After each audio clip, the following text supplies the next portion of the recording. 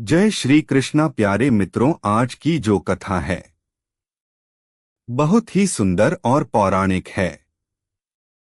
इस कथा के माध्यम से हम सभी यह जानेंगे कि मनुष्य के दुखों का अंत कब होता है और दुखों का अंत कैसे किया जाता है।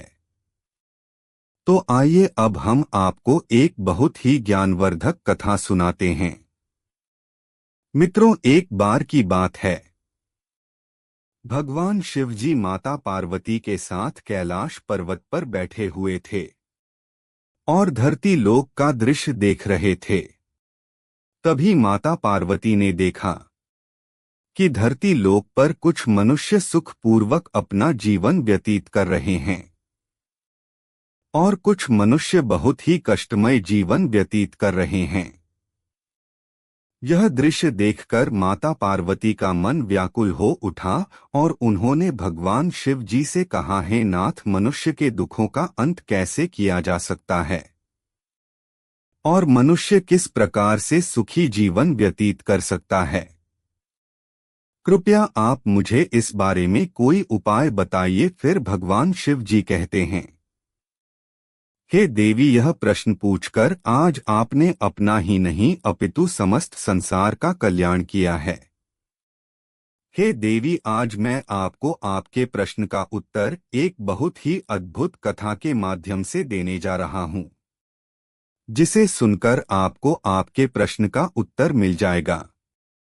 लेकिन हे देवी, कथा प्रारंभ करने से पहले आपसे निवेदन है कि आप इस कथा को ध्यानपूर्वक पूरा सुनना। इस कथा को आधा अधूरा छोड़कर जाने की गलती मत करिएगा। हे देवी, जो भी मनुष्य इस पवित्र कथा को पूरा सुनता है उसे मनचाहा फल की प्राप्त होती है और उसके सभी मनोरथ पूर्ण हो जाते हैं। मित्रों, कथा सुनाते हुए भगवान शिव जी कहते हैं, हे देवी पार्वती, द्वापर युग में चंद्रपुरी नाम का एक राज्य था। उस राज्य में सुखदेव नाम का एक राजा शासन करता था। राजा सुखदेव के शासनकाल में सारे राज्य में चारों तरफ सुख शांति थी। राजा सुखदेव बहुत ही धर्मप्रिय और कर्तव्यनिष्ठ राजा थे। एक दिन राजा सुखदेव जंगल से शिकार खेलकर अपने राज्य को वापस लौट रहे थे। तभी रास्ते में उनकी नजर एक छोटे से बालक पर पड़ी। वह बालक एक जलती हुई चिता के पास खड़ा था। बालक को देखकर राजा सुखदेव अपने घोड़े पर से नीचे उतरे और उस बालक के पास जाने लगे।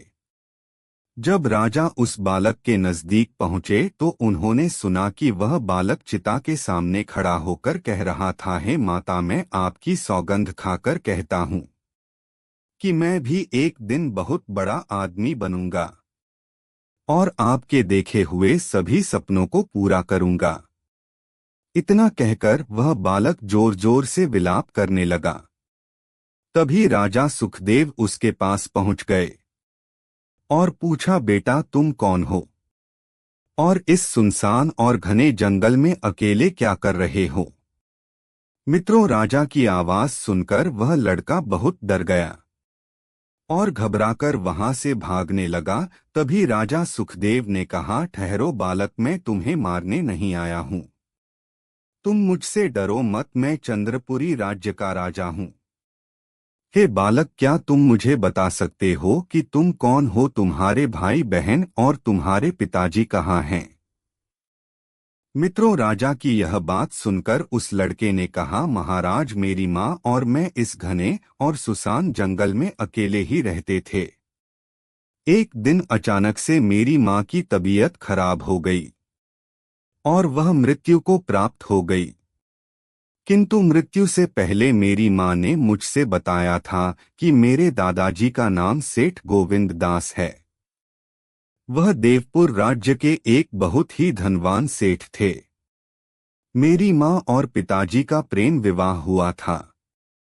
मेरी माँ एक बहुत ही गरीब परिवार से थी, इसलिए मेरे दादाजी उन्हें पसंद नहीं करते थे, क्योंकि दहेज में वे अपने साथ मायके से कुछ लेकर नहीं गई थी। जैसे तैसे माँ और पिताजी अपनी जीवन को व्यतीत कर रहे थे, तभी उनके जीवन में एक भयानक घटना घटित हो जाती है। विवाह के कुछ दिनों बाद ही हमारे पिताजी की सड़क दुर्घटना में मृत्यु हो गई। जब यह खबर मेरे दादाजी को पता चली, तो उन्होंने ने मेरी माँ को उल्टा और मनहूस औरत कहते हुए बहुत ताने मारे और धक्के मारकर घर से बाहर निकलवा दिया। उस समय मेरी माँ गर्भवती थी। उन सबको मेरी माँ पर तनिक भी दया नहीं आई। जैसे तैसे माँ मेरी इस सुनसान जंगल में आई और यहाँ एक झोपड़ी बनाकर रहने लगी। फिर कुछ दिनों बाद मेरा जन्म हुआ और वह बहुत सी मुसीबतों को सहते हुए मेरा पालन पोषण करने लगी। जब मैं थोड़ा बड़ा हुआ, तो एक दिन मेरी माँ ने मुझे अपने पास बुलाया और मुझसे कहा, बेटा तुम मेरी तरह इस गरीबी में अपना जीवन व्यतीत मत करना, क्योंकि गरीबों के लिए गरीबी एक अभिशाप है। तुम इस गरीबी से बाहर निकलना और एक धनवान व्यक्ति बनकर मेरा यह सपना पूरा करना। यह शब्द कहते ही मेरी माँ के प्राण निकल गए। मेरी माँ के जीवित रहते हुए मैं उनसे बड़ा आदमी बनने का वादा नहीं कर पाया था, इसीलिए उनकी चिता के समीप खड़ा होकर इस वादे को पूरा करने के लिए वचन दे रहा हूँ। लड़के की यह बात सुनकर राजा सुखदेव ने कहा, बेटा आपके माता पिता के साथ बहुत गलत हुआ, परंतु तुम इस जंगल में रहकर धनवान आदमी कैसे बन सकते हो? धनवान बनने के लिए तो तुम्हें कोई काम करना पड़ेगा, और तुम इस जंगल में रहकर ऐसा कौन सा काम करोगे? फिर राजा सुखदेव उस लड़के से आगे कहते हैं, बालक क्या तुम हमारे साथ हमारे राज्य में चलना चाहोगे? यदि तुम हमारे साथ चलोगे तो मैं तुम्हारी मदद करूंगा, जिससे तुम धनवान आदमी बन सकोगे।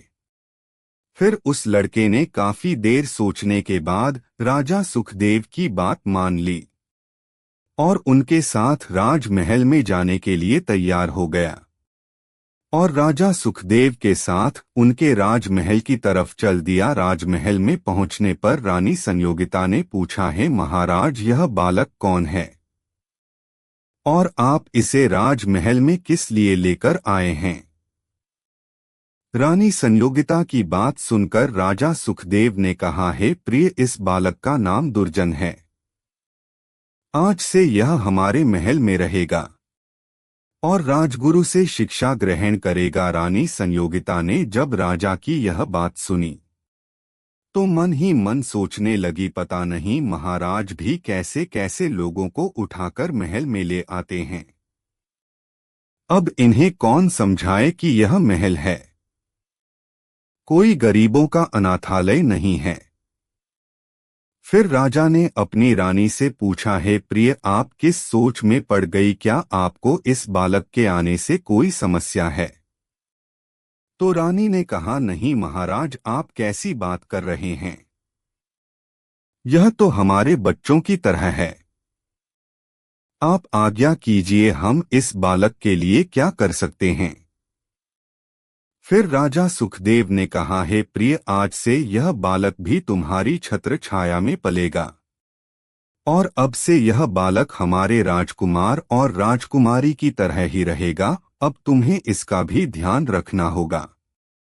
रानी ने कहा, जैसी आपकी आज्ञा महाराज, मैं आज से इस बच्चे का ध्यान अपने बच्चों की तरह रखूंगी। इतना कहकर रानी संयोगिता दुर्जन को अपने साथ महल में ले गई और उसे अपने कक्ष में बैठाकर भोजन कराया। जब शाम हुई तो दुर्जन अपने बिस्तर पर सोने के लिए लेट गया और मन ही मन सोचने लगा कि उसकी कितनी अच्छी किस्मत है कि वह आज जंगल से राजमहल में पहुंच गया। उधर दूसरी तरफ रानी संयोगिता सोच रही थी कि दुर्जन को कैसे महल से बाहर निकाला जाए। मित्रों, अब तो रानी संयोगिता दुर्जन को राजमहल से निकालने के लिए उसके प्रति षड्यंत्र रचने लगी। अगले दिन रानी ने राजकुमार, राजकुमारी और दुर्जन को खाने के लिए भोजन परोसा, लेकिन रानी ने राजकुमार और राजकुमारी को सोने की थाली में भोजन परोसा और दुर्जन को पत्ते पर भोजन परोसा। रानी का उसके प्रति यह भेदभाव देखकर वह नाराज हो गया और उसने गुस्से से कहा कि मैं इस पत्तल पर खाना नहीं खाऊंगा। फिर रानी ने पूछा कि तुम पत्तल पर भोजन क्यों नहीं करोगे? तो दुर्जन ने रानी के इस प्रश्न का जवाब देते हुए कहा, हे महारानी, जो आपने मेरे साथ यह भेदभाव किया है वह मुझे अच्छा नहीं लगा। आपने राजकुमार और राजकुमारी को सोने की थाली में खाना परोसा और मुझे इस पत्तल में। मित्रों, दुर्जन की यह बात सुनकर रानी संयोगिता को क्रोध आ गया और वे गुस्से से बोली, यदि तुम्हें राजा महाराजाओं का भोजन खाना है तो तुम्हें इस पत्तल पर ही भोजन मिलेगा। खाना चाहते हो तो खाओ, वरना यहाँ से चले जाओ। इतना सुनकर दुर्जन ने गुस्से से कहा कि वह तब तक भोजन नहीं करेगा जब तक कि उसे आदर और सम्मान के साथ सोने की थाली में भोजन नहीं परोसा जाएगा। फिर वह बालक दुर्जन रानी संयोगिता से नाराज होकर राजमहल से चला गया और उसी जंगल की ओर लौट गया जहां से वह आया था। इधर जब महाराज महल में आए और उन्हें पूरी घटना का पता चला तो उन्होंने रानी से पूछा कि तुमने दुर्जन को सोने की थाली में भोजन क्यों नहीं परोसा? फिर रानी ने बात बनाते हुए कहा, हे स्वामी, मैं तो उस बालक की धैर्य की परीक्षा ले रही थी, किंतु वह तो बहुत ही घमंडी और दुष्ट है। इसके अलावा उसके अंदर कोई और विशेषता नहीं है। यदि वह ऐसा करेगा तो वह अपने जीवन में कभी भी सफल नहीं हो पाएगा और इधर-उधर दरबदर भटकता रहेगा। रानी की यह बात सुनकर राजा सुखदेव को क्रोध आ गया और उन्होंने क्रोधित होकर कहा, हे महारानी, तुमने उस बालक के साथ बहुत गलत व्यवहार किया। वह तो अभी बच्चा है, उसे अपमान महसूस हुआ होगा, इसलिए उसने पत्तल पर भोजन नहीं किया। फिर राजा ने अपने एक सैनिक को बुलाया और आदेश दिया कि जाओ, उस बालक को मेरे पास लेकर आओ, ऐसा ना हो कि वह महल से चला जाए। तभी रानी ने कहा, महाराज, वह बहुत चालाक बच्चा है, वह महल का सुख वैभव छोड़कर कहीं नहीं जाएगा। मित्रों, आगे की कथा सुनाते हुए भगवान शिव जी कहते हैं, हे देवी पार्वती, उस सैनिक ने सारे महल में उस बालक को ढूंढा, किंतु वह बालक उस सैनिक को कहीं नहीं दिखा। तो वह सैनिक राजा के पास गया और उसने कहा, महाराज, मैंने सारे राजमहल में उस बालक को खोजा, परंतु वह मुझे कहीं भी नहीं मिला। फिर राजा सुखदेव ने सोचा, अवश्य ही दुर्जन जंगल में अपनी झोपड़ी में वापस चला गया होगा। राजा ने सैनिक को आदेश दिया कि जाओ, मेरा घोड़ा तैयार करो। राजा का आदेश मिलते ही सैनिक ने घोड़ा तैयार किया।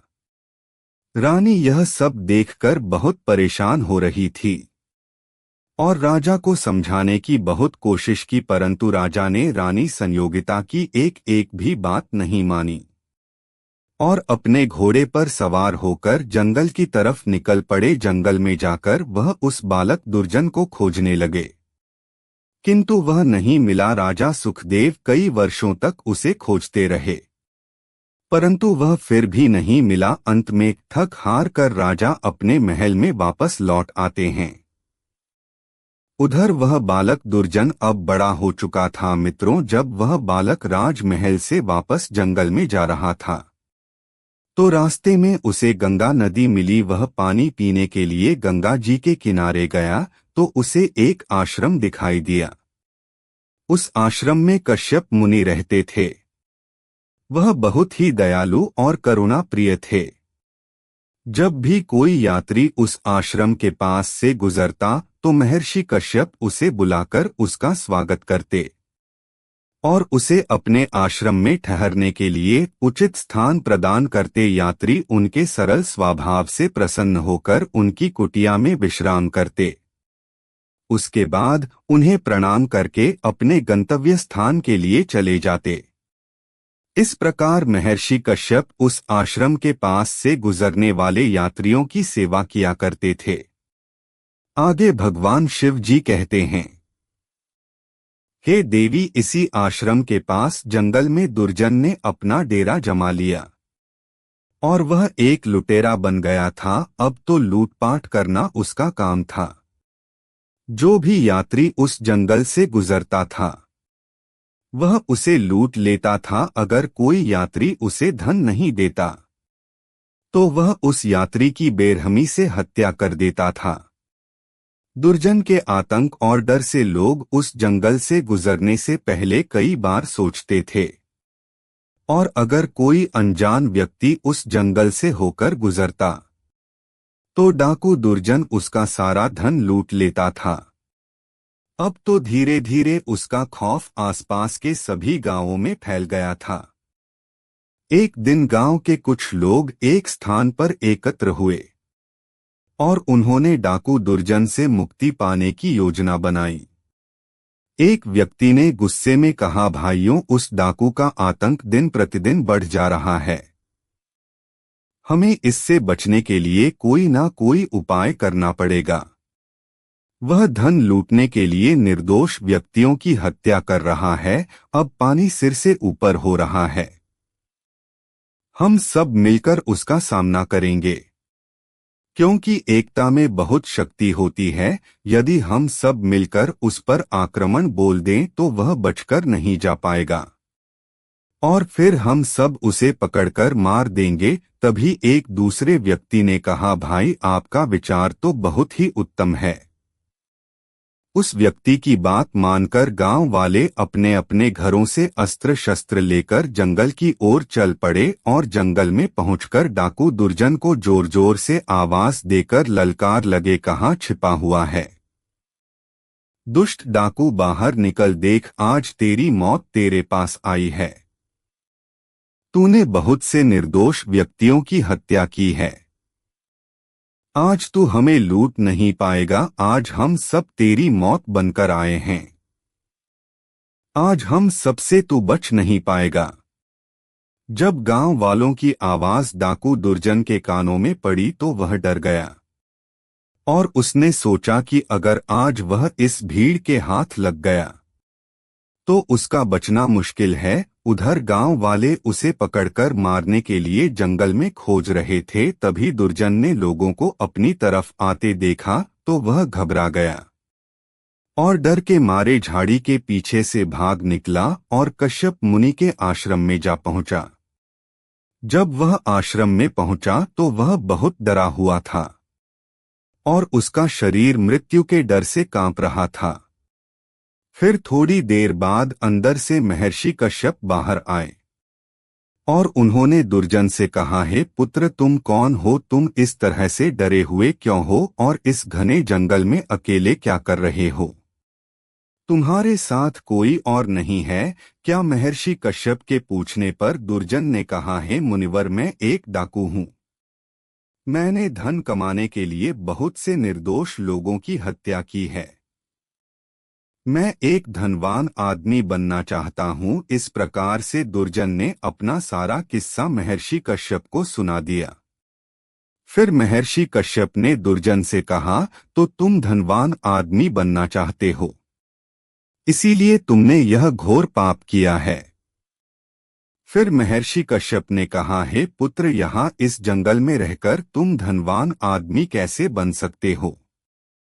धनवान व्यक्ति बनने के लिए मनुष्य को कठोर मेहनत करनी पड़ती है और ज्ञान की भी आवश्यकता होती है, परंतु ज्ञान तो विद्या ग्रहण करने से आता है। फिर दुर्जन ने कहा, कहाँ है मुनिवर, मैं विद्या कैसे प्राप्त करूं? मेरे पास तो शिक्षा प्राप्त करने के लिए कोई धन भी नहीं है।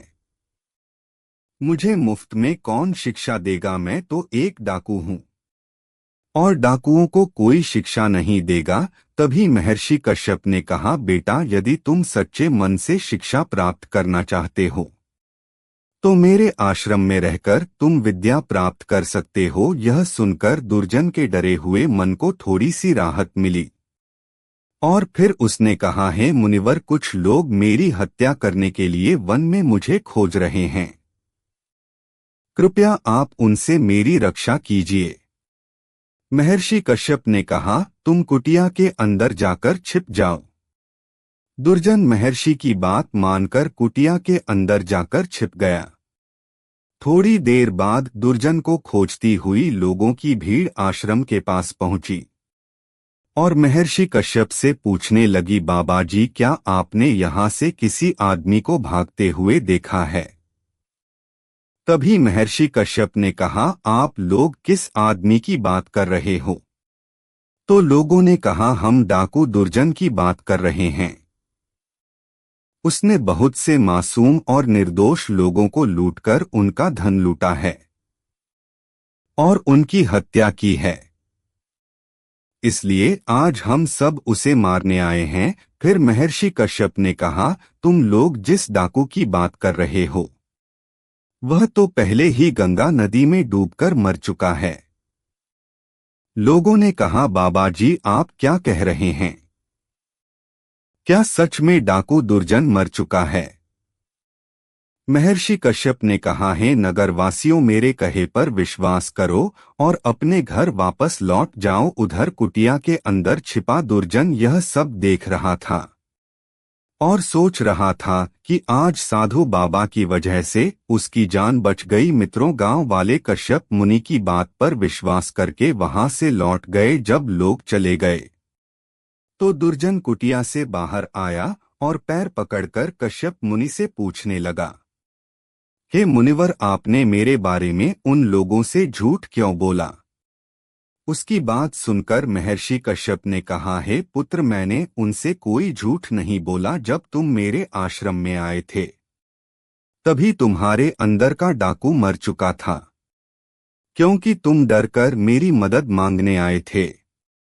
तभी दुर्जन ने कहा, हे मुनिवर, आपकी बात सच है। मैंने उसी समय मन में यह निर्णय ले लिया था, यदि मैं आज इन लोगों के हाथों से बच जाऊंगा तो दोबारा कभी लूटपाट और किसी की हत्या नहीं करूंगा। फिर महर्षि कश्यप ने बहुत ही प्रेम से समझाते हुए कहा, हे पुत्र, तुम दूसरों से धन लूटकर अपना लोक और परलोक दोनों बिगाड़ रहे हो। इतना सब कुछ करने पर भी क्या तुम्हारे मन को कोई शांति है? क्या तुम स्वतंत्र होकर अन्य लोगों की तरह जीवन गुजार सकते हो? तुम्हारे मन में हर समय यही डर बना रहता होगा कि कहीं कोई तुम्हें मार ना दे। बोलो, क्या मैं सत्य कह रहा हूं? तभी दुर्जन ने कहा, हाँ मुनिवर, आप सत्य कह रहे हैं। फिर कुछ सोचकर दुर्जन ने महर्षि कश्यप से कहा, हे मुनिवर, आज आपकी इन बातों ने मेरी आंखें खोल दी हैं। मैं भी अन्य लोगों की तरह स्वतंत्र होकर जीना चाहता हूं। आप मुझे कोई ऐसा उपाय बताइए जिसको करने से लोग मुझे भी आपकी तरह आदर सम्मान से देखें। मैं आपको वचन देता हूं कि आप मुझसे जो भी काम करने को कहेंगे मैं उसे अवश्य करूंगा। मैं आपकी सभी आज्ञा का पालन करूंगा। फिर महर्षि कश्यप ने कहा, अगर ऐसा है तो तुम मेरे साथ मेरे पीछे पीछे आओ। महर्षि कश्यप दुर्जन को अपने साथ लेकर एक पथ की ओर चल दिए। थोड़ी देर बाद पर्वत के नीचे तलहटी में पहुंचने पर महर्षि कश्यप ने कहा, हे पुत्र, तुम इन दो पत्थरों को अपने कंधों पर उठाकर मेरे पीछे पीछे इस पर्वत पर चलो। मित्रों, दुर्जन ने महर्षि कश्यप के कहे अनुसार किया और उसने दोनों पत्थर को उठाकर अपने कंधों पर रख लिया और महर्षि कश्यप के पीछे पीछे चलने लगा। कुछ ही कदम चलने पर वह थकने लगा, उसके हाथ पैर ढीले होने लगे। तभी महर्षि कश्यप ने पूछा, क्या हुआ पुत्र? तभी दुर्जन ने कहा, हे मुनिवर, यह पत्थर बहुत भारी है। इसके वजन से मेरा कंधा दर्द होने लगा है। तो महर्षि कश्यप ने कहा, अच्छा ठीक, तुम एक पत्थर उतार कर फेंक दो। दुर्जन ने तुरंत एक पत्थर अपने कंधे पर से फेंक दिया और कश्यप मुनि के पीछे चलने लगा। कुछ दूर चलने पर दुर्जन ने फिर से कहा, है मुनिवर, यह अकेला पत्थर अब मुझे बहुत भारी लग रहा है। मैं इसे अपने कंधे पर रखकर चढ़ाई नहीं कर सकता। तभी कश्यप मुनि ने कहा, ठीक है, तुम इसे भी नीचे फेंक दो और मेरे पीछे आओ। दुर्जन ने दूसरा पत्थर भी अपने कंधे पर से उतारकर नीचे फेंक दिया और कश्यप मुनि के पीछे पीछे पहाड़ पर चढ़ने लगा। अब वह आसानी से पहाड़ की चोटी पर पहुंच गया। वहां पहुंचकर दुर्जन ने कहा, है मुनिवर, आप मुझे यहाँ पर क्यों लाए हैं? उसकी यह बात सुनकर महर्षि कश्यप ने कहा, मैं तुम्हें इस पहाड़ की चोटी पर शिक्षा देने के लिए लाया हूँ। मित्रों, आगे कश्यप मुनि दुर्जन से कहते हैं, हे पुत्र, पहाड़ पर चढ़ते समय मैंने तुम्हारे कंधों पर लूटमार और हत्या रूपी 2 भारी पत्थरों का बोझ रखवाया था, जो तुम्हें मानव रूपी जनप्रिय पहाड़ पर चढ़ने नहीं दे रहा था। और तुम जैसे जैसे उस लूटमार और हत्या रूपी पत्थरों को लेकर अच्छाई के मार्ग पर आगे बढ़ रहे थे, वह तुम्हें पीछे की ओर खींच रहे थे। इसीलिए हे पुत्र, आज से तुम लूटमार और हत्याएं करना बंद कर दो और जिन लोग का धन तुमने आज तक लूटा है उन्हें वापस कर दो और खुशहाल जीवन व्यतीत करो। ऐसा करने से तुम भी सब लोगों के प्रिय बन जाओगे और सब जगह भले आदमी के रूप में तुम पहचाने जाओगे। मित्रों, दुर्जन को महर्षि कश्यप की यह बात भली भांति समझ में आ गई थी। फिर उसने कश्यप मुनि के सामने हाथ जोड़ते हुए कहा, है मुनिवर, आपने जैसा कहा है मैं वैसा ही करूंगा। लेकिन मुझे यह नहीं पता कि मैंने जिन लोगों से धन लूटा था वे कौन थे और कहाँ रहते थे। फिर कश्यप मुनि कहते हैं, यदि तुम्हें नहीं पता वे लोग कौन थे तो तुम एक काम करो, तुमने आज तक जितना भी धन लूटा है उसे जरूरतमंदों, गरीबों और भिखारियों में बांट दो। ऐसा करने से तुम्हें पुण्य की प्राप्ति होगी। कश्यप मुनि की यह बात सुनकर दुर्जन ने कहा, ठीक है मुनिवर, आप जैसा कह रहे हैं मैं वैसा ही करूंगा। फिर दुर्जन अगले दिन भेष बदलकर नगर में गया और लूटा हुआ सारा धन गरीबों और जरूरतमंदों में बांट दिया। धन बांटने के बाद दुर्जन वापस आश्रम में कश्यप मुनि के पास आ गया और फिर उसने कहा, है मुनिवर, अब आप मुझे अपनी शरण में ले लीजिए और मुझे ज्ञान देकर मेरे इस मानव रूपी जन्म को सार्थक बना दीजिए। मित्रों, दुर्जन के इस प्रकार प्रार्थना करने पर महर्षि कश्यप ने उसे अपना शिष्य बना लिया और उससे कहा कि हे पुत्र, तुमसे जितना हो सके तुम दूसरों की मदद करो, क्योंकि दूसरों की सहायता करना ही मानवता की सच्ची सेवा है और यही मनुष्य का पहला धर्म है। फिर दुर्जन ने कश्यप मुनि की सच्चे मन से सेवा भक्ति की और उनके साथ ज्ञान अर्जित करने लगा। कश्यप मुनि प्रतिदिन उसे नई नई बातें बताते।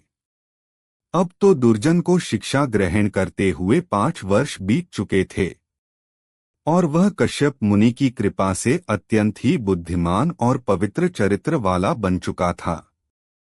एक दिन कश्यप मुनि ने दुर्जन से कहा, हे पुत्र दुर्जन, आज तुम्हारी शिक्षा पूरी हो चुकी है। अब तुम स्वतंत्र रूप से अपना जीवन व्यतीत कर सकते हो। तभी दुर्जन ने हाथ जोड़कर कहा, हे मुनिवर, मैं आपकी शिक्षा का मूल्य कैसे चुका पाऊंगा? मैं तो आपका आभारी हूँ। तो कश्यप मुनि ने मुस्कुराते हुए कहा, बेटा, शिक्षा का कोई मूल्य नहीं होता। यह तो अमूल्य है। मुझे गर्व है कि तुम मेरे सबसे योग्य और बुद्धिमान शिष्य हो। अपनी बुद्धि का प्रयोग करके तुम कठिनाइयों में भी सफलता प्राप्त कर सकोगे। यह मेरा आशीर्वाद है। अब तुम एक आदर्श पुरुष के रूप में बदल चुके हो। फिर दुर्जन ने पूछा, हे मुनिवर, अब मुझे आगे क्या करना चाहिए? महर्षि कश्यप ने दुर्जन के इस प्रश्न का उत्तर देते हुए कहा, हे पुत्र, अभी तुम नवयुवक हो, तुम्हारे सामने तो सारा जीवन पड़ा है, इसलिए अब तुम्हें कोई कार्य करके अपना जीवन यापन करना होगा। तो दुर्जन ने दुखी मन से कहा, है मुनिवर, मैं तो एक डाकू के रूप में बदनाम हूँ। भला मुझ जैसे आदमी को कौन काम देगा? मुझे तो देखते ही लोग जान से मार देंगे। फिर कश्यप मुनि ने कहा, है पुत्र, तुम्हें देखे हुए लोगों को कई वर्ष बीत चुके हैं, इसलिए अब तुम इस जीवन रूपी कुरुक्षेत्र में सफल योद्धा बनकर उतर जाओ और अपने सपने पूरा करो और एक अच्छे आदमी की तरह अपना जीवन यापन करो। फिर दुर्जन ने कश्यप मुनि की बात मानकर चंद्रपुरी राज्य में जाने का निश्चय किया। मित्रों, चंद्रपुरी वही राज्य है जिसमें राजा सुखदेव रहते हैं, जिन्होंने बचपन में दुर्जन को अपने साथ जंगल से लाकर महल में आश्रय दिया था, परंतु रानी संयोगिता ने दुर्जन को अपमानित करके निकाल दिया था। मित्रों, आगे की कथा सुनाते हुए भगवान शिव जी कहते हैं, हे देवी पार्वती, अब इधर कश्यप मुनि से आज्ञा लेकर दुर्जन आश्रम से निकल पड़ा। कई दिनों का लंबा सफर तय करने के बाद आखिरकार वह चंद्रपुरी राज्य पहुंच गया। मित्रों, जब वह चंद्रपुरी राज्य में पहुंचा तो सारे राज्य में शोक मनाया जा रहा था। फिर उसने लोगों से पूछा तो उसे पता चला कि राज्य के मंत्री की आकस्मिक मृत्यु हो गई है, इसलिए सारे राज्य में शोक मनाया जा रहा है। मंत्री की मृत्यु के बाद मंत्री का पद खाली हो गया। फिर कुछ दिनों बाद राजा ने राज दरबार में मंत्री के पद के लिए योग्य उम्मीदवार का चुनाव किया। उस चुनाव में दुर्जन भी पहुंच गए और जो कुछ राज दरबार में हो रहा था उसे ध्यान से देखने लगा। उस समय राजा सुखदेव सिंहासन पर बैठे थे।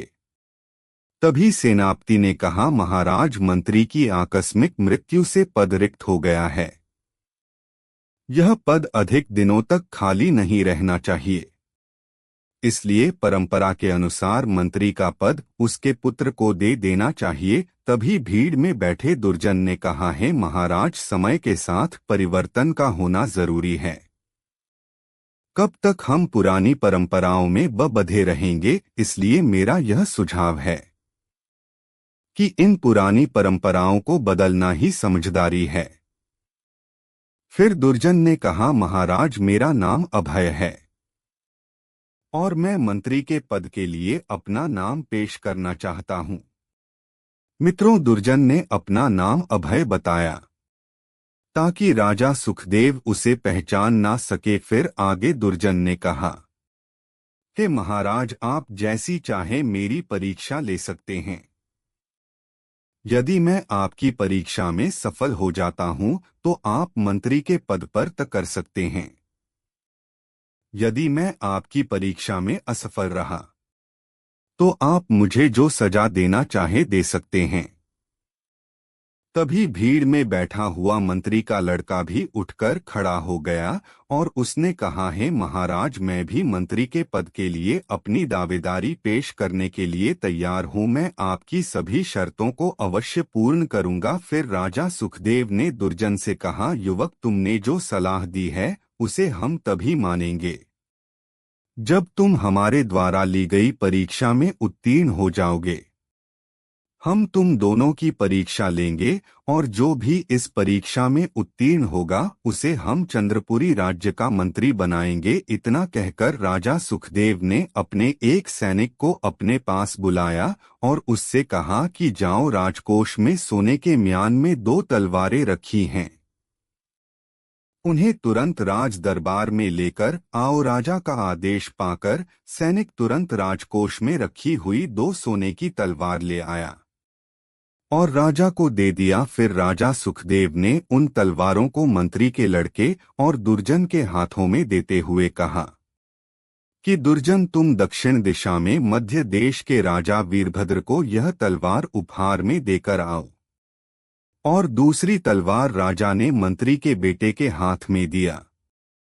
और कहा कि तुम उत्तर दिशा के राज्य अंग देश में जाओ और वहां के राजा सोमदत्त को मेरी तरफ से यह सोने की तलवार उपहार में देकर आओ। आगे की कथा सुनाते हुए भगवान शिव जी कहते हैं, हे देवी पार्वती, राजा का आदेश पाते ही दुर्जन और मंत्री का लड़का दोनों उसी समय तलवारें लेकर अपनी अपनी दिशाओं की ओर चल दिए। काफी लंबा सफर तय करने के बाद मंत्री का लड़का अंग देश के राजा सोमदत्त के राज दरबार में पहुंचा तो उसने राजा सोमदत्त को प्रणाम किया। फिर उसने कहा, हे राजन, मुझे चंद्रपुरी के राजा सुखदेव ने आपके लिए यह सोने की तलवार उपहार स्वरूप भेजी है, कृपया आप इस उपहार को स्वीकार कीजिए। राजा सोमदत्त ने उस उपहार स्वरूप सोने की तलवार को ले लिया और उसे म्यान बाहर निकाला तो देखा कि तलवार की नोक पर लाल रंग लगा हुआ है। राजा सोमदत्त तलवार की नोक पर लाल रंग देखकर आश्चर्यचकित हो गए और उन्होंने मंत्री के लड़के से पूछा, हे दूत, इस तलवार की नोक पर लाल रंग क्यों लगा है? इसका क्या अर्थ है? राजा का यह प्रश्न सुनकर मंत्री के लड़के ने मन ही मन सोचा, तलवार की नोक पर लगे इस लाल रंग का क्या मतलब हो सकता है?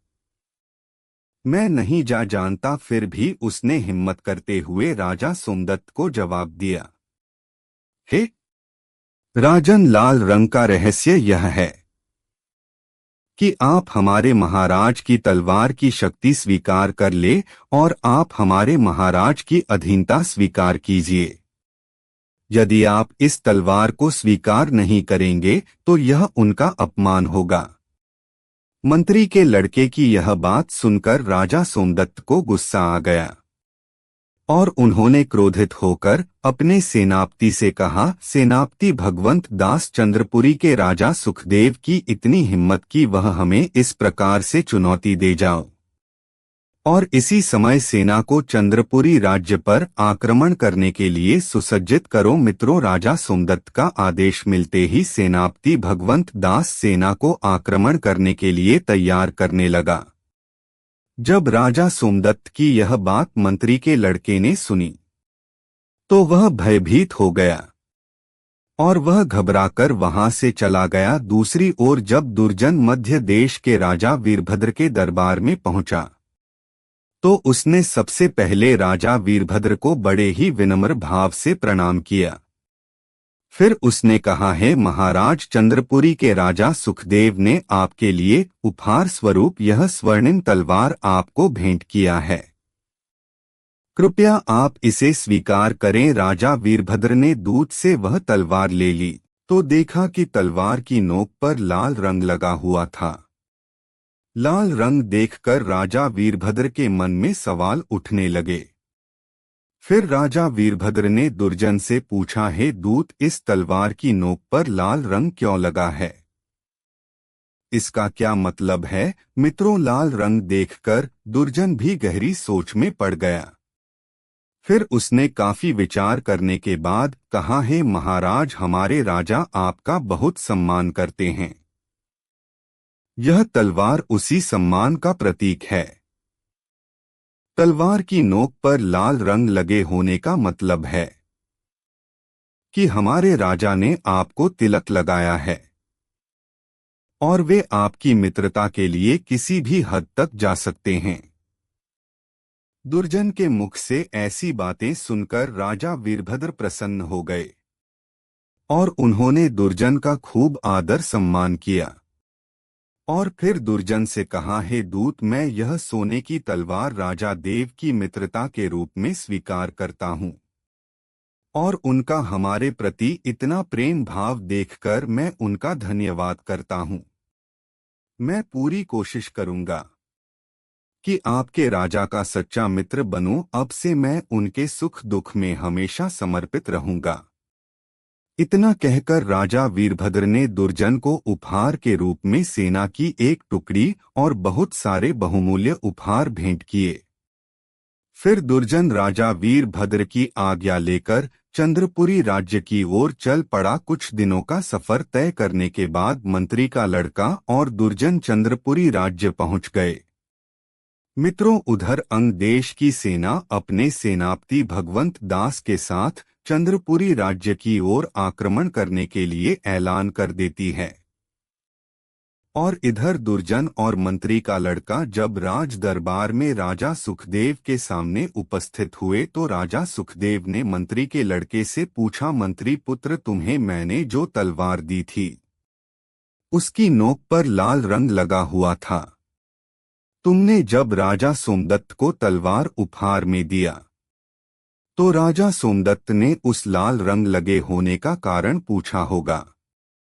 तुमने उन्हें इसका क्या उत्तर दिया? राजा की यह बात सुनकर मंत्री के लड़के ने राजा सुखदेव को सारी बात विस्तार से बता दी।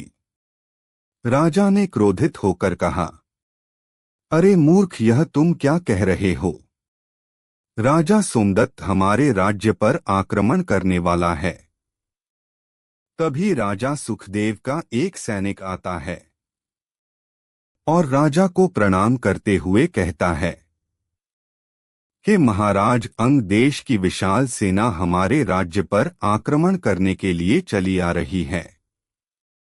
यह खबर सुनकर राजा सुखदेव बहुत चिंतित हो उठे और उन्होंने तुरंत सभा को एकत्रित होने का आदेश दिया। तभी वहीं पर खड़े हुए दुर्जन ने कहा, है महाराज, आप बिल्कुल भी चिंता मत कीजिए। जब मैंने मध्य देश के राजा वीरभद्र को तलवार की नोक पर लगे हुए लाल रंग के विषय में जानकारी दी तो उन्होंने खुश होकर आपको उपहार स्वरूप अपनी सेना की एक टुकड़ी मेरे साथ रवाना कर दी थी। वह टुकड़ी अब भी महल के बाहर खड़ी है और वह पूरी तरह से अस्त्र शस्त्र से सुसज्जित है। कृपया आप अपने सेनापति को आदेश दें कि वह उस सेना को लेकर अपने साथ जाए और अंग देश की सेना से युद्ध करें और उसे रोक कर रखें। तब तक हमारे राज्य की सेना तैयार हो जाएगी। उसके बाद आप राजा सोमदत्त की सेना पर दोनों तरफ से आक्रमण कर देना। ऐसा करने से निश्चिंत ही आपकी जीत होगी। मित्रों, दुर्जन का यह सुझाव राजा सुखदेव को अच्छा लगा और उन्होंने दुर्जन के बताए अनुसार अंग देश की सेना पर आक्रमण कर दिया। कई दिनों तक युद्ध हुआ और अंत में राजा सुखदेव की विजय हुई। मित्रों, आगे भगवान शिव जी कहते हैं, हे देवी पार्वती, युद्ध जीतने के बाद राजा सुखदेव ने दुर्जन और मंत्री के लड़के को दरबार में बुलाया और फिर दुर्जन रूपी अभय से कहा, अभय, आज यह युद्ध मैंने तुम्हारी चतुराई और सलाह से जीता है, इसलिए आज हम तुम्हें प्रसन्न होकर चंद्रपुरी राज्य का मंत्री नियुक्त करते हैं। मित्रों, तभी साथ में खड़े मंत्री के लड़के ने कहा, महाराज, यह तो मेरे साथ अन्याय है। आपने हम दोनों को एक ही जैसी भेंट देकर दोनों राजाओं के पास भेजा था। मैंने तो आपके कहे अनुसार ही कार्य किया। तभी राजा सुखदेव ने मंत्री के लड़के को उत्तर देते हुए कहा, है मंत्री पुत्र, मैंने तुम दोनों को एक जैसी तलवार दी थी, किंतु तुम दोनों ने अपनी अपनी बुद्धि से उस भेंट का अलग अलग अर्थ निकाला। अभय ने बुद्धिमानी और दूरदर्शिता से काम लिया, जबकि तुमने अपनी मूर्खता से अंग देश के राजा को सदैव के लिए हमारा शत्रु बना दिया और हम दोनों के बीच के आपसी संबंध को भी खराब कर दिया। अगर मैंने तुम्हें अपना मंत्री बन दिया तो तुम अपनी गलत सलाह से सभी राज्यों से हमारी शत्रुता करा दोगे। अब तुम ही बताओ, हम तुम्हें चंद्रपुरी का मंत्री कैसे बना सकते हैं? मित्रों, राजा सुखदेव की यह बात सुनकर मंत्री का लड़का दरबार से सिर झुकाकर चुपचाप बाहर निकल गया। उसके बाद राजा सुखदेव ने भरे दरबार में घोषणा किया कि आज से हम अभय को चंद्रपुरी राज्य का मंत्री नियुक्त करते हैं। इसके बाद राजा ने अभय के मंत्री बनने की खुशी में राजमहल में भव्य भोज का आयोजन किया और उस भोज में मंत्री बने अभय को भी भोजन पर आमंत्रित किया गया। इस भोज में महारानी संयोगिता ने महाराज और अपने पुत्र को सोने की थाली में भोजन परोसा और अभय को चांदी की थाली में भोजन परोसा। तभी अभय ने कहा, क्षमा करें महाराज, मैं भोजन इस चांदी की थाली की अपेक्षा सोने की थाली में करना पसंद करूंगा, क्योंकि मुझे चांदी की थाली में भोजन करना पसंद नहीं है। मित्रों, मंत्री बने अभय की बात सुनकर राजा सुखदेव ने कहा, ठीक है, हम आपके लिए सोने की थाली का प्रबंध किए देते हैं। फिर राजा के कहने पर रानी संयोगिता ने अभय को सोने की थाली में भोजन परोस दिया।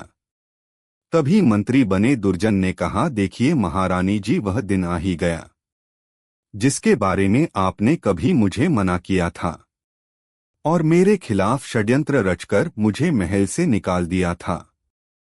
दुर्जन की यह बात सुनकर रानी संयोगिता ने पूछा, मंत्री जी आप क्या कह रहे हैं? तो दुर्जन ने उत्तर दिया, महारानी जी याद कीजिए कि आज से 18 वर्ष पहले महाराज अपने साथ जंगल से एक बालक को लेकर आए थे।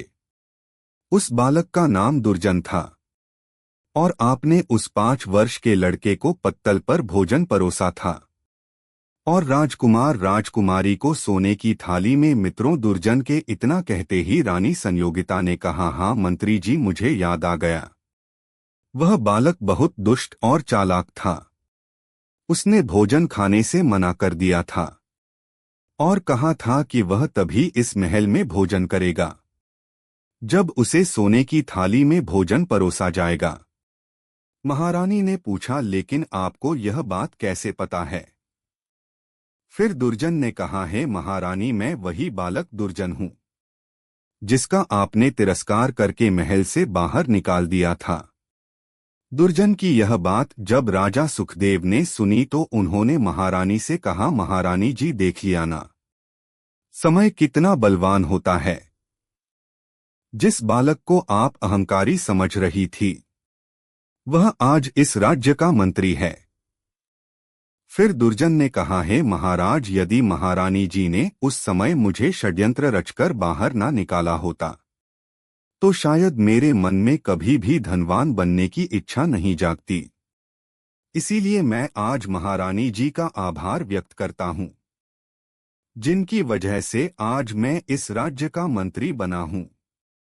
दुर्जन के मुख से यह सुनकर रानी संयोगिता ने कहा, मंत्री जी, यह तो आपकी विनम्रता है जो आप मुझे इतनी इज्जत दे रहे हैं। उसके बाद रानी ने मंत्री दुर्जन को भी सोने की थाली में भोजन परोसा।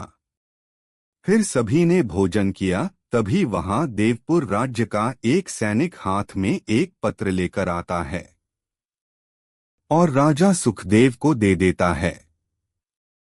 राजा सुखदेव उस पत्र को पढ़ते हैं तो उन्हें पता चलता है कि देवपुर राज्य के राजा वीरसेन ने उनसे मदद मांगी है। उस पत्र में आगे लिखा था कि हे मित्र सुखदेव, मुझे आपकी सहायता चाहिए। मेरे राज्य में चोरी और हत्याएं बहुत हो रही हैं, कृपया आप मेरी मदद कीजिए। पत्र पढ़ने के बाद राजा सुखदेव ने मंत्री दुर्जन को देवपुर भेजते हुए कहा कि तुम उस राज्य में जाओ और अपनी बुद्धि और विवेक से उस राज्य को चोरों से मुक्त कराओ, क्योंकि वहां के राजा ने मुझे पत्र लिखकर मुझसे सहायता मांगी है। राजा का आदेश मिलते ही दुर्जन देवपुर राज्य की ओर चल पड़ा और एक दिन और एक रात चलकर वहां पहुंच गया और राजा वीरसेन के पास गया और बोला, हे राजन, हमारे महाराज राजा सुखदेव ने मेरे हाथों आपके नाम यह पत्र भेजा है। राजा वीरसेन ने दुर्जन से पत्र लेते हुए कहा, क्या तुम्हें राजा सुखदेव ने मेरी मदद के लिए भेजा है? फिर राजा ने वह पत्र पढ़ा। उस पत्र में लिखा था, हे राजन, यह पत्र लेकर जो व्यक्ति आपके पास आया है यह पहले एक डाकू था, लेकिन अब वह एक बहुत ही ईमानदार और बुद्धिमान व्यक्ति बन चुका है और वह मेरे पास कई वर्षों से मंत्री के पद पर है। उसकी सलाह से मैंने युद्ध जीता है, इसलिए मैं चाहता हूं कि आप इसे अपना विशेष सलाहकार नियुक्त कर ले। आपका मित्र राजा सुखदेव। मित्रों, राजा सुखदेव का पत्र पढ़ने के बाद राजा वीरसेन सोचने लगे, यह आदमी एक समय में कुख्यात डाकू था। उसके बाद चंद्रपुरी राज्य में मंत्री रहा है। क्या इसे विशेष सलाहकार जैसे महत्वपूर्ण पद पर नियुक्त करना ठीक रहेगा? यदि इसने कुछ गलत किया तो राज्य का क्या होगा? तभी उसके मस्तिष्क में एक दूसरा विचार आया और उसने कहा, पहले यह आदमी कुछ भी रहा हो, इससे फर्क नहीं पड़ता। अगर राजा सुखदेव जैसे शक्तिशाली और अनुभवी राजा ने इसे मेरे पास भेजा है तो अवश्य ही यह मेरे लिए बहुत उपयोगी सिद्ध होगा। मन में यह विचार आते ही राजा वीरसेन ने दुर्जन से कहा, तुम्हारा क्या नाम है? तो दुर्जन ने जवाब दिया, महाराज मेरा नाम दुर्जन है। फिर राजा वीरसेन ने कहा, ठीक है, आज से हम तुम्हें अपना विशेष सलाहकार नियुक्त करते हैं। उसके बाद दुर्जन दरबार में राजा का मुख्य सलाहकार बनकर सिंहासन पर बैठ गया। मित्रों, दुर्जन ने अब भी अपना स्थान ग्रहण किया ही था कि दरबार में कुछ लोग अपनी शिकायत लेकर आ गए। उनमें 3 पुरुष और एक वृद्ध महिला थी। एक पुरुष ने आगे बढ़कर महाराज से कहा, है महाराज मेरी मदद कीजिए। इस वृद्ध महिला ने हमारा सारा धन हड़प लिया है और मेरे मांगने पर यह मुझे मेरा धन देना से मना कर रही है। कृपया आप मेरे साथ न्याय करें और हमें हमारा धन वापस दिलवाएं। तभी वह वृद्ध महिला ने आगे बढ़कर कहा, है महाराज यह तीनों झूठ बोल रहे हैं।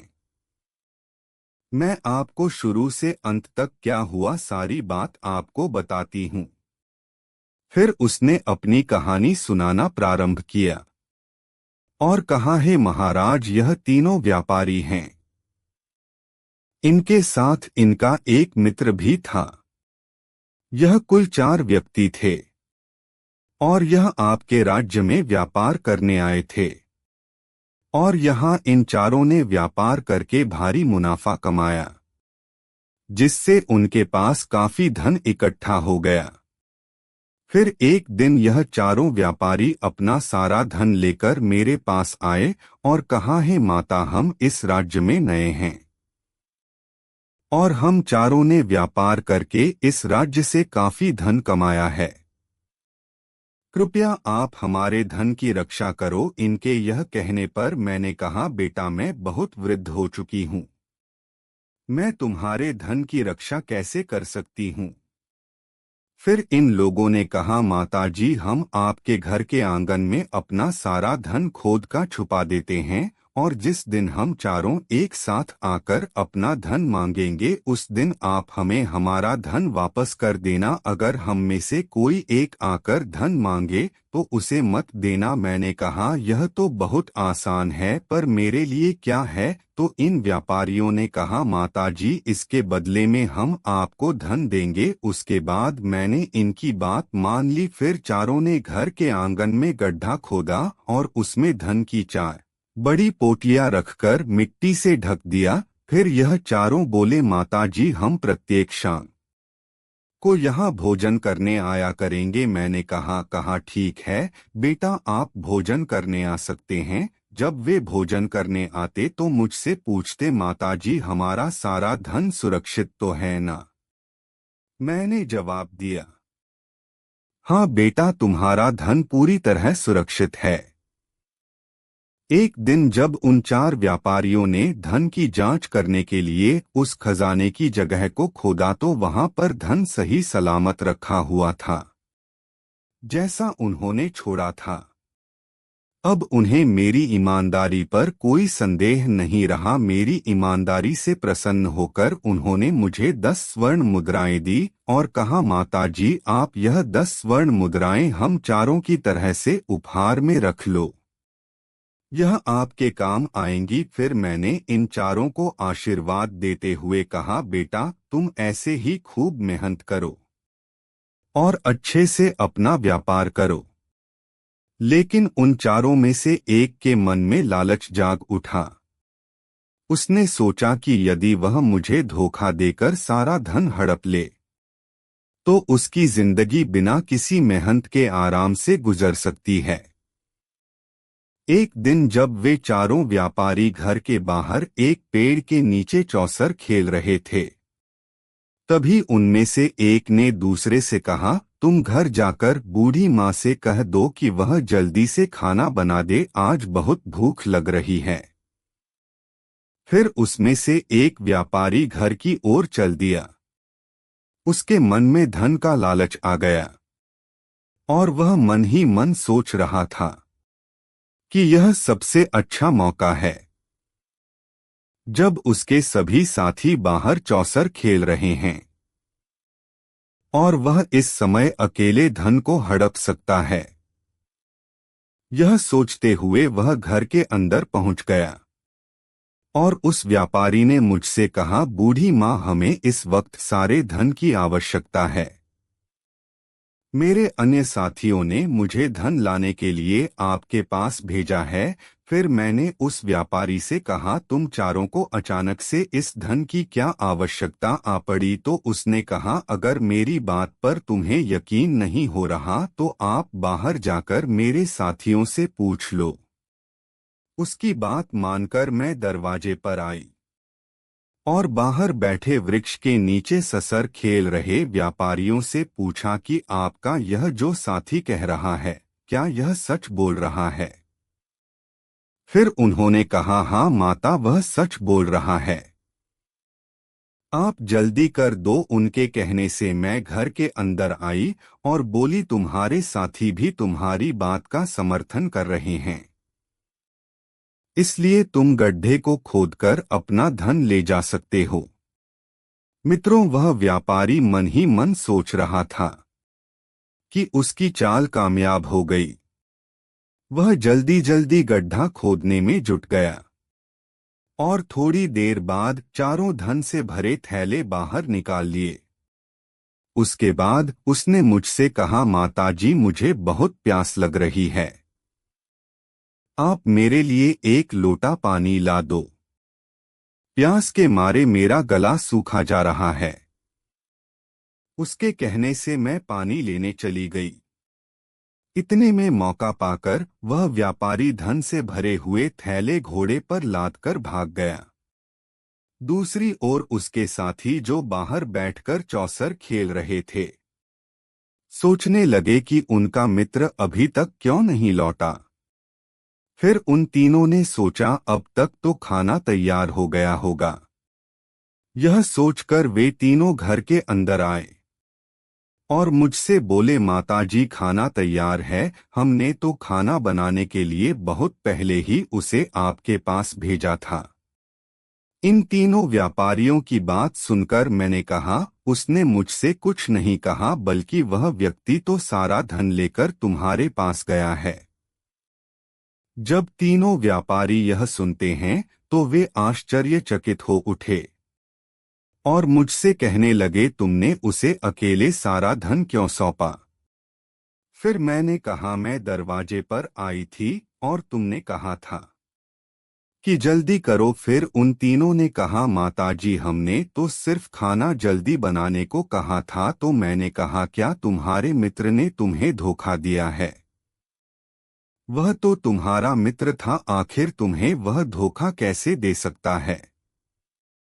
फिर वह बूढ़ी औरत राजा वीरसेन से कहती है, महाराज, यही है सारी सच्चाई, अब आप ही बताइए, इस घटना में मेरा क्या दोष है? फिर तीनों पारी एक साथ कहते हैं, महाराज, यह बूढ़ी औरत झूठ बोल रही है, इसे पता है कि मेरा वह कपटी मित्र हमारा धन लेकर कहां पर गया है।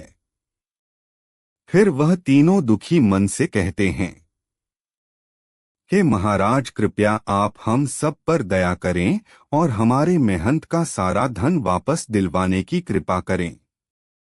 उन व्यापारियों की बात सुनकर राजा वीरसेन सोचने लगे, यह तो एक अनोखा झगड़ा है। अब मैं कैसे इस झगड़े का निपटारा करूं?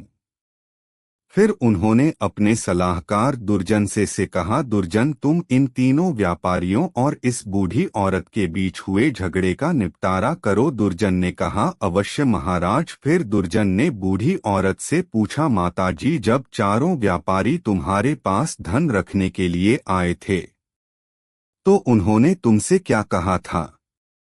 फिर बूढ़ी औरत ने दुर्जन से कहा कि उन चारों ने मुझसे कहा था कि माता जी, यह सारा धन हम तुम्हारे आंगन में गाड़ देंगे जब हम चारों एक साथ आएंगे। तभी उस धन को देना, किसी एक के मांगने पर मत देना। फिर सलाहकार दुर्जन ने व्यापारियों से पूछा, क्यों भाइयों, माता जी जो कुछ कह रही हैं वह सच है, तुम्हें भी कुछ कहना है? व्यापारी बोले, श्रीमान जी हमें कुछ नहीं कहना। बूढ़ी औरत ने आपको जो कुछ बताया है वह सत्य है, लेकिन इसने हम तीनों से पूछे बिना ही हमारे चौथे साथी को सारा धन दे दिया। यही हमारी शिकायत है। क्या तुम लोगों ने माताजी से कहा था कि जब हम चारों एक साथ धन लेने आएंगे तभी देना, अन्यथा किसी को धन मत देना, यही सच है ना?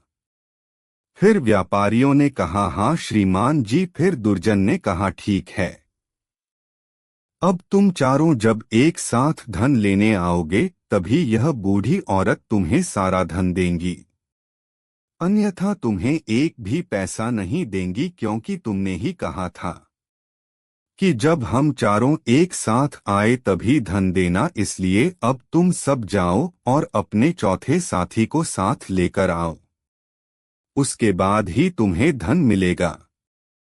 दुर्जन के इस फैसले को सुनकर तीनों व्यापारी इस बात पर विचार करने लगे कि इस व्यक्ति ने तो बड़ी ही चालाकी से हमें हमारे ही शब्दों के जाल में फंसा दिया। फिर दरबार में खड़ी बूढ़ी औरत ने कहा, बेटा, आज आपने उचित फैसला किया है, मेरा आशीर्वाद है। तुम हमेशा खुश रहो। मित्रों, दरबार से जब वे तीनों व्यापारी जाने लगे तो दुर्जन ने कहा, रुको, मुझे तुम तीनों पर शक हो रहा है। क्या कोई अपनी मेहनत से कमाया हुआ धन किसी अनजान व्यक्ति के घर में छुपाएगा? अपने धन की सुरक्षा के लिए वह अन्य उपाय भी कर सकता है। सच सच बताओ, तुम्हें यह धन कहाँ से मिला? यदि तुमने झूठ बोला तो तुम्हें कठोर से कठोर सजा मिलेगी। फिर वे तीनों व्यापारी डरते हुए दुर्जन से बोले, श्रीमान जी, हमने व्यापार से यह धन कमाया है, यही सच है। उनकी झूठी बातों को सुनकर दुर्जन को क्रोध आ गया और उसने कहा, सैनिकों, इन्हें बंदी बना लो। यह महाराज के सामने इतना बड़ा झूठ बोल रहे हैं। सैनिकों को अपनी ओर आता देख वह तीनों डर गए और घबराकर राजा के सामने सच बता दिया कि हे महाराज, हम तीनों साथी व्यापारी नहीं बल्कि चोर हैं। जो धन हमारा चौथा साथी लेकर भागा है वह धन भी चोरी से ही इकट्ठा किया हुआ था। यह सुनकर राजा वीरसेन को क्रोध आ गया और उन्होंने उन तीनों को बंदी बनवाकर कारागार में डलवा दिया और उस बूढ़ी औरत को सम्मान सहित राजमहल से विदा कर दिया। फिर राजा वीरसेन ने दुर्जन से कहा, हे दुर्जन, तुम सच में बहुत ही बुद्धिमान और चतुर हो। आज तुम अपनी परीक्षा में खरे उतरे हो। मैंने तुम्हें अपना विशेष सलाहकार बनाकर उचित किया है। आज मुझे तुम्हारे इस फैसले पर गर्व है। मित्रों, आगे भगवान शिव जी माता पार्वती से कहते हैं, हे देवी, उस दिन के बाद से राजा वीर से कोई भी कार्य करने से पहले अपने विशेष सलाहकार दुर्जन से सलाह लेते थे, उसके बाद ही कोई कार्य करते थे। मित्रों, इस प्रकार से डाकू दुर्जन अपने अच्छे कर्मों की वजह से आज राजा वीरसेन का मुख्य सलाहकार बन गया और सबकी नजरों में उसका सम्मान बढ़ गया और वह अब बहुत ही धनवान व्यक्ति बन चुका था। और उसने अपनी मां का सपना पूरा कर दिया था। मित्रों, इस प्रकार से आज की यह ज्ञानवर्धक कथा समाप्त हुई। उम्मीद करते हैं आपको यह कथा पसंद आई होगी। एक बार सच्ची श्रद्धा से कमेंट बॉक्स में जय श्री कृष्णा अवश्य लिखें। प्रिय मित्रों, यदि चैनल पर नए हो तो कृपया चैनल को सब्सक्राइब कर ले, ताकि ऐसी ही रोचक कथा आपको रोजाना सुनने को मिल सके। वीडियो देखने के लिए आप सभी का बहुत बहुत धन्यवाद।